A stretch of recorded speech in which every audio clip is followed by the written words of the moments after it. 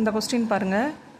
தந்தை, தாய் மற்றும் குழந்தை ஆகியோரை கொண்ட குடும்பத்தின் சராசரி வயது 20 அப்படின்னு சொல்லியிருக்காங்க.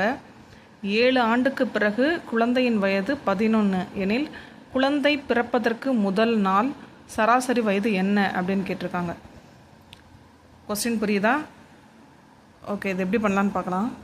சராசரி அப்படின்னா நமக்கு என்ன, இங்கே சராசரினாலே நம்ம எத்தனை பேர்னு கொடுத்துருக்காங்களோ அத்தனை பேரோட வேல்யூ கீழே போட்டிருப்போம். கரெக்டாக?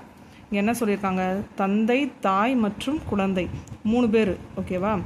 அதனால தான் தந்தை, தாய், குழந்தை டிவைடட் பை 3 ஈக்குவல் சராசரி 30 நமக்கு. இப்போ அந்த 3 இந்த பக்கம் வந்துட்டா 60 ஆயிரும். கரெக்டாக? அப்புறம் 7 ஆண்டுகளுக்கு பிறகு குழந்தையின் வயது 11. அப்போ 7 வருஷம் ஆயிடுச்சு. அந்த இதோடு சேர்ந்து 7 வருஷம் நமக்கு ஆயிடுச்சு. அந்த 7 வருஷத்தை நம்ம இப்போ இருக்கிற வயசுலேருந்து மைனஸ் பண்ணுறோம். 11 - 7 ஈக்குவல் அப்போ 4 வயசு. ஓகேயா? அப்போ 7 வருஷத்துக்கு முன்னாடி அந்த குழந்தையோட வயசு 4.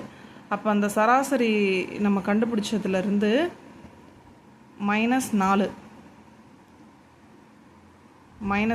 2 -4 எதுக்குன்னா தாயோட வயசு, தந்தையோட வயசு ரெண்டையும் நம்ம இங்கே மைனஸ் பண்ணுறோம். மைனஸ் பண்ணிட்டா நமக்கு 52 கிடைக்குது. ஓகேவா? 60லேருந்து -4 52. இப்போ அப்போ 2 பேரோட சராசரி செக் பண்ணால் 52 2 பேரோடதுனால டிவைடட் பை 2 பண்ணால் 26. அப்போ முதல் நாள் குழந்தை பிறப்பதற்கு முதல் நாள் சராசரி வயசு 26 அப்படின்னு நமக்கு கிடச்சிருச்சு.